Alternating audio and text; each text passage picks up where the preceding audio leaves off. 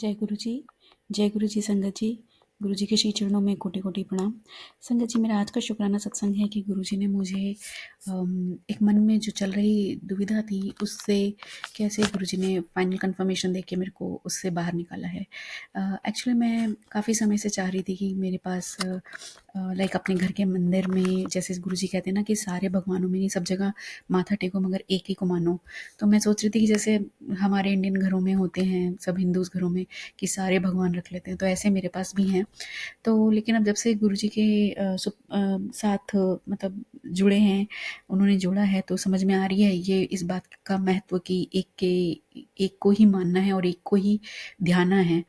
तो मैंने सोचा कि मैं मंदिर में थोड़ा चेंजेस लाती हूँ और एक बड़ा सा सुंदर सा स्वरूप और पूरा पूरे वॉल को अच्छे से डेकोर करके और अच्छे से बनाते हैं। तो चाह रही थी कि मिल जाए। और जैसे मैं सत्संग में जाती हूँ तो लोगों के पास उनके घरों में गुरुजी द्वारा ब्लेस्ड स्वरूप्स होते हैं, तो बड़ा मन में आता था कि मैं भी लूँ। बट फिर एक मेरा शुरू से मन था कि मैं खुद से मांगूंगी नहीं, गुरुजी अपने आप आएंगे मेरे पास। तो बड़ी दुविधा में रहती थी। लेकिन गुरुजी ने मुझे कल ही, एक मधु आंटी हैं, उनका सत्संग सुनाया है। वो गुरुजी की ओल्ड संगत हैं और उन्होंने बड़े प्यार से समझाया कि उनके पास भी उनका भी ऐसे ही मन होता था कि वो भी गुरुजी के स्वरूप लाएं और उनको भी मिले, चोले मिले, उनकी जुतियाँ मिलें और लाइक जैसे लोगों को मिलती थी ब्लेसिंग्स, तो उनका भी बड़ा मन करता था, बट उनको मिलता नहीं था। तो फिर उन्होंने अपने आप को सोचा कि मैं शायद इस लायक ही नहीं हूँ अभी कि मैं वो ब्लेसिंग संभाल पाऊँ, इसीलिए गुरुजी मुझे नहीं देते। तो जैसे जो साथ वाली आंटियाँ होती थी, संगत आंटियाँ, वो कहती थी कि आप भी ले लो, गुरु से मांग लो। तो वो आंटी, मधु आंटी, मना कर देती थी कि नहीं, मैं मांगूंगी नहीं, क्योंकि मैं अगर योग्य होंगी तो गुरुजी स्वयं दे देंगे। तो ये तब की बात है जब गुरुजी स्वयं चोले में थे।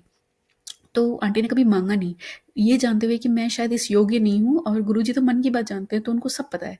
तो जब अगर मैं होंगी तभी वो मुझे देंगे, और शायद मैं संभाल ना पाऊँ, जैसे मतलब मैं ले लूँ और संभाल ना पाऊँ उस ब्लेसिंग को।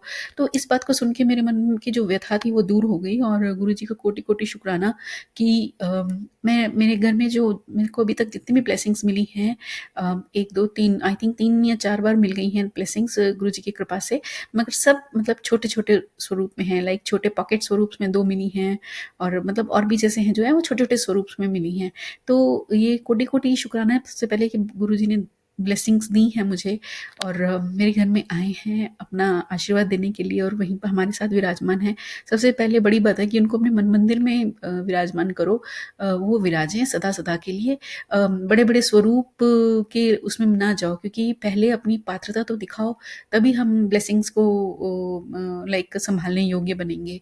और मतलब यही है बस, ये गुरुजी ने जो मेरे को दी है ये लर्निंग, ये बहुत बड़ी है मेरे लिए, और इसी का शुक्राना करना चाहती हूँ। कोटि कोटि शुक्राना गुरुजी महाराज, सदा अपना ही चरणों में रखिएगा, और ऐसी सुंदर सुंदर लर्निंग्स जो आप हमें देके हमारे को धीरे धीरे मेरी सोल को जो प्योर कर रहे हो ना, उसके लिए कोटि कोटि शुक्राना।